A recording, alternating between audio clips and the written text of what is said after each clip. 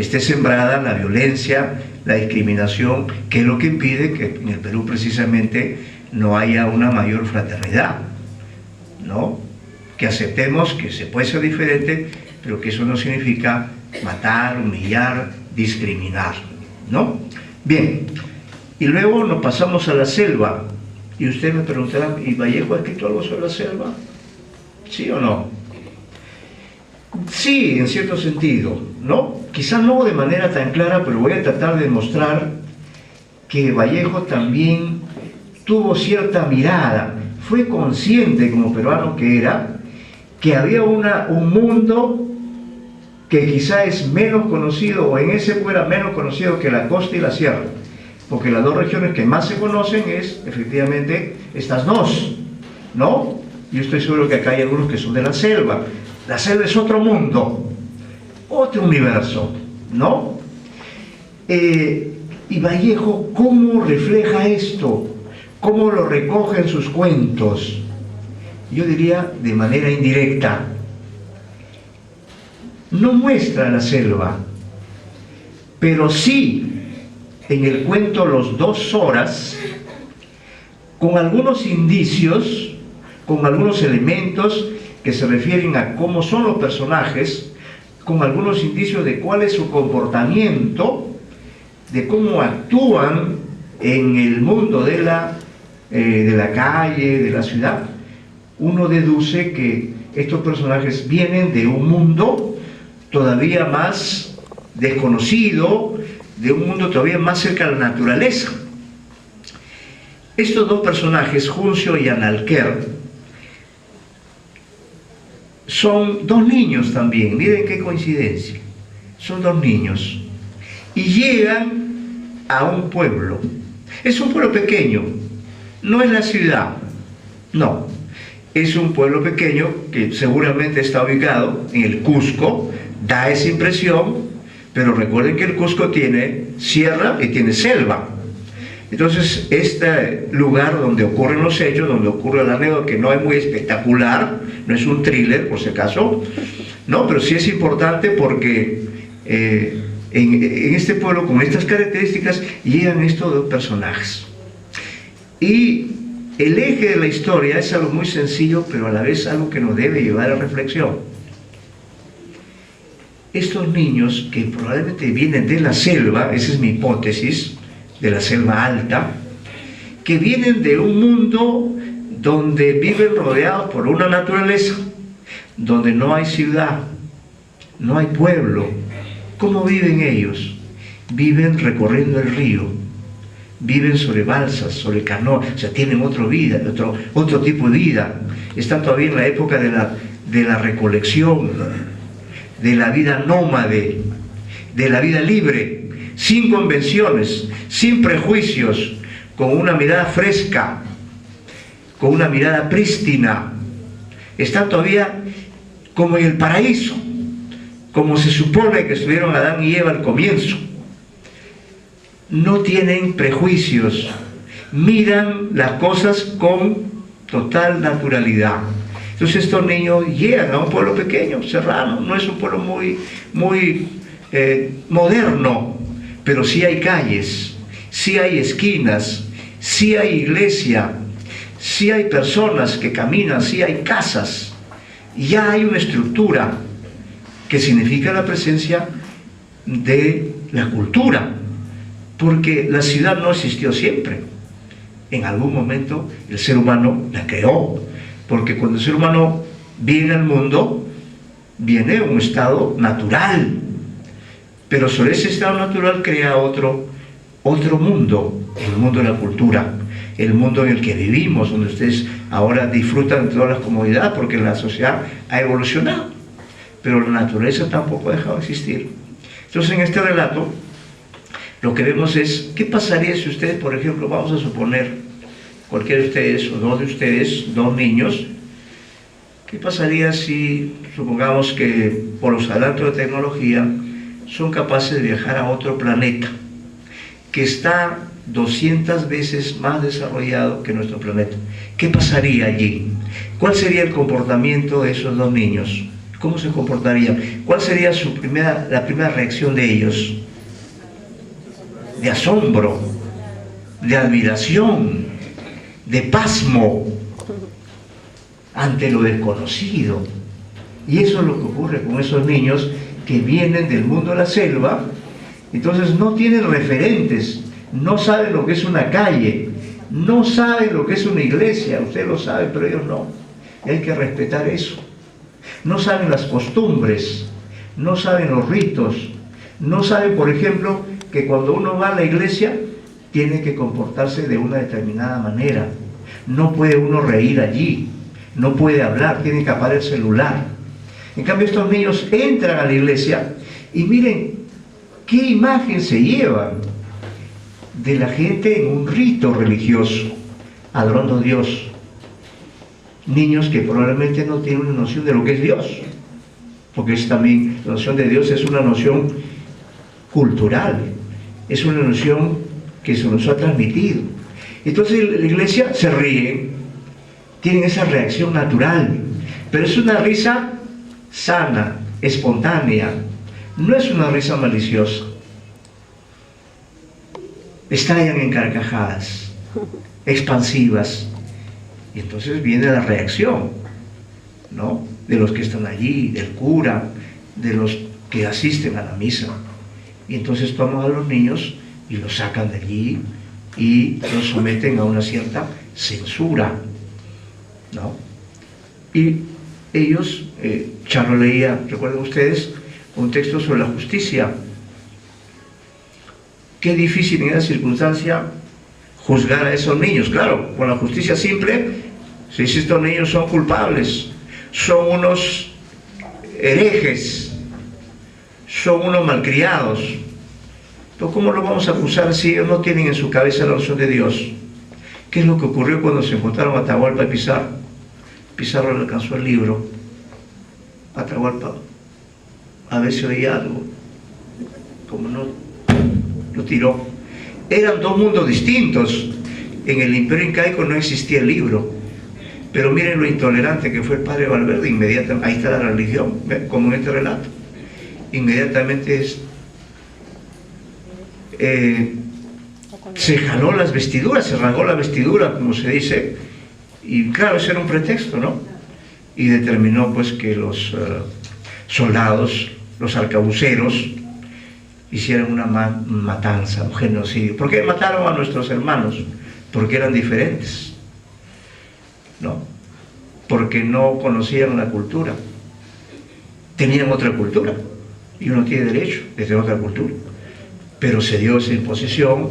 Y aquí también en este relato, Los 2 horas, Vallejo recrea eso, la diversidad del Perú, y nos enseña que si yo tengo una mentalidad, si yo tengo una visión del mundo, si yo creo en determinados valores, tengo que aceptar que el otro puede tener otros valores, otra religión, otros ideales, pero no por eso yo soy mejor o él es mejor. Solo somos diferentes, ¿no? Y sin embargo en el mundo se matan. Los palestinos con los judíos no se pueden ver, los árabes también entran a la pelea, o los norteamericanos que van ahí con sus bombas y sus artefactos y arrasan, ¿no? Eso es el mundo, no hay respeto al otro.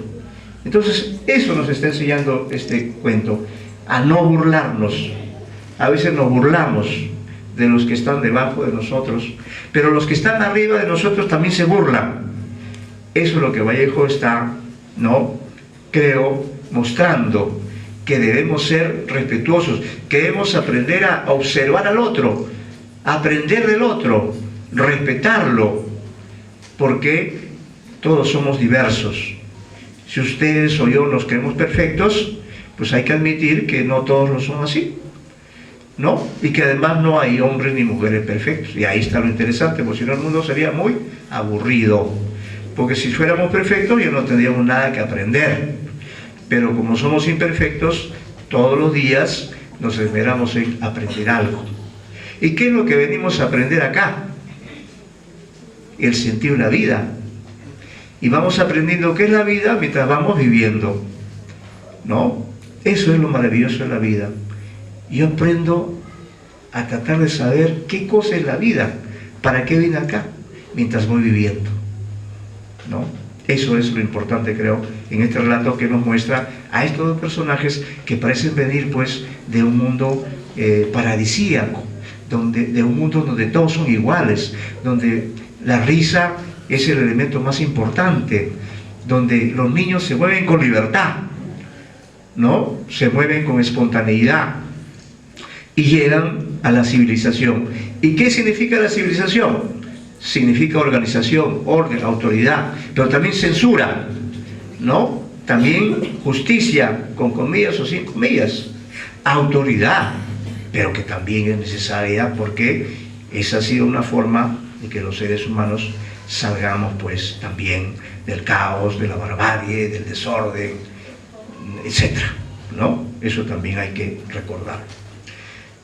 Finalmente, diré algunas palabras sobre algo que mencioné al comienzo y que se refiere a una novela de Vallejo, la menos conocida de sus novelas. Recuerden que él tenía o tiene 3 novelas. La primera se llama Fábula Salvaje, del año 23. La más famosa de sus novelas se llama El Tusteno, 1931. Pero Vallejo dejó una novela inédita. Esa novela quedó inédita, diríamos en parte, recién se publicó íntegramente en 1967. La novela se llama Hacia el reino de los Siris, Hacia el reino de los Siris, y es una novela que está efectivamente ambientada en la época del imperio de los incas. Por eso es interesante, porque además en la novela, y por eso ha sido muy pertinente que se proyecten esas imágenes. Tenemos aquí Guamán también. Claro, Vallejo, eso es un dato que hay que averiguar. ¿Vallejo estuvo en el Cusco? No sé. He preguntado, la gente no está muy segura si estuvo o no estuvo. Si estuvo, bien. Y si no estuvo, miren la capacidad que tiene para recrear. Da toda la impresión, mejor dicho, el que cuenta la historia, que es un narrador no identificado, no es un narrador en primera persona, sino es un narrador omnisciente, está allí, está observando allí.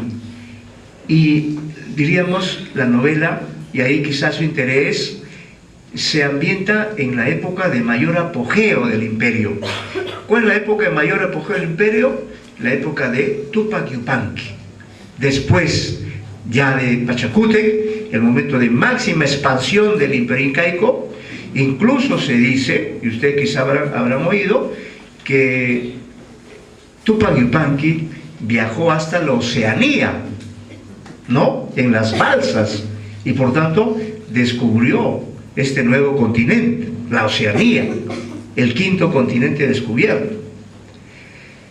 Y hay pruebas, hay un historiador, José Antonio El Busto, que demuestra mediante investigación, testimonios lingüísticos, costumbres, construcciones, porque él ha viajado, ha hecho ese recorrido, como supuestamente lo hizo Tupac Yupanqui, y llega a la conclusión que efectivamente Tupac Yupanqui podría haber viajado hasta allí. Miren, en esa época, con una navegación pues que no tiene los adelantos de hoy. Entonces, esta novelita que también invito a leer, que está en el libro, nos habla de ese momento en que los incas se disponen a conquistar el reino de los Siris. El reino de los Siris es Ecuador. Finalmente, como ustedes saben, los incas conquistaron el Ecuador, conquistaron Quito, y entiendo que Atahualpa era quiteño.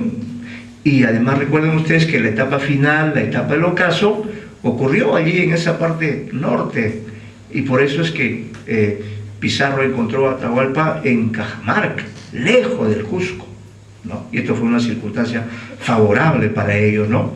Pero lo importante también es que ese es el momento en que el imperio está muy próximo a su ocaso, pero todavía está en un momento de poderío. Pero en ese momento de poderío Los incas, con Huayna Cápac a la cabeza, que era príncipe en ese momento, fracasa en su conquista de los Iris. El ejército de los incas es derrotado una y otra vez por los rivales. O sea que los incas, que eran los más poderosos, de pronto se encuentran ante una situación de derrota. Entonces, en ese momento Tupac Yupanqui dice, bueno, como el ejército ha sido derrotado, vamos a suspender las conquistas y vamos a dedicarnos a la paz, a la construcción. Entonces, seguramente en ese momento se hacen las grandes construcciones. Quizás se construye o se termine de construir Machu Picchu, por ejemplo, ¿no? O muchos de los grandes monumentos arquitectónicos se construyen porque todos los esfuerzos se dedican a la construcción y los incas eran grandes constructores.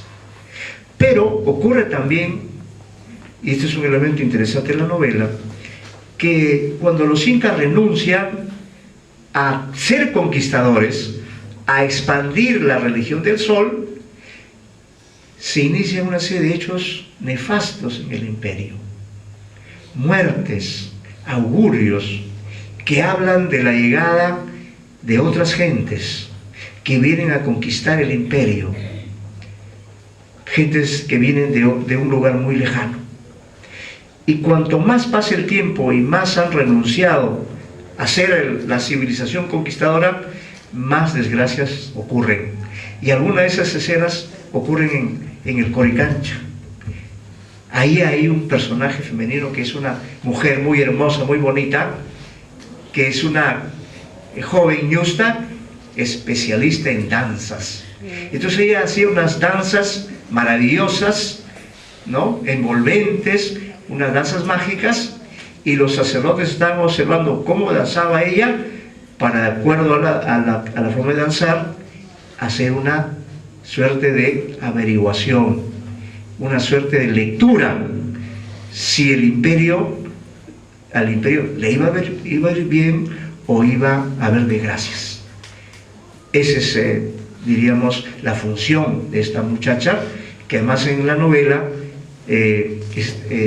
tiene una suerte de pareja, o sea, ahí también se desarrolla la temática amorosa, ¿no? La relación sentimental, una suerte de historia de dos jóvenes, pero historia, diríamos que para el joven no es muy favorable, porque esta mujer, esta joven, esta sacerdotisa, finalmente a él lo deja de lado, porque parece ser un personaje misterioso que tiene otras funciones, entonces no le da tanta importancia al joven, ¿no? Entonces, a través de estas danzas también se va revelando efectivamente que la situación para el imperio no es muy favorable y que se avecinan, ¿no?, algunas cosas que fueron terribles y que se dieron con la llegada de los españoles. Entonces, ¿qué lectura hace Tupac Yupanqui? Entonces llega a la conclusión: el dios Sol está molesto con nosotros. Está molesto, y se lo dicen, el dios Sol está molesto con usted, con el Inca, porque ha dejado de conquistar. Porque la misión de los incas es expandir, es llevar hasta los confines la gran cultura, ¿no?, la religión del sol, y en fin, todo lo que los incas lograron construir como una gran cultura que fueron. Entonces Tupac Yupanqui se da cuenta de ese hecho y determina suspender, por lo menos temporalmente, cambiar de política. Eso es lo que hace un gobernante. Cambia política, y entonces dice: si el dios Sol está enojado con nosotros, entonces vamos a reiniciar las conquistas, porque ese es el rol del Inca. El dios Sol quiere que su religión se expanda, que la cultura inca continúe su crecimiento, continúe su esplendor y lleve sus grandes adelantos en los más diferentes campos de la realidad.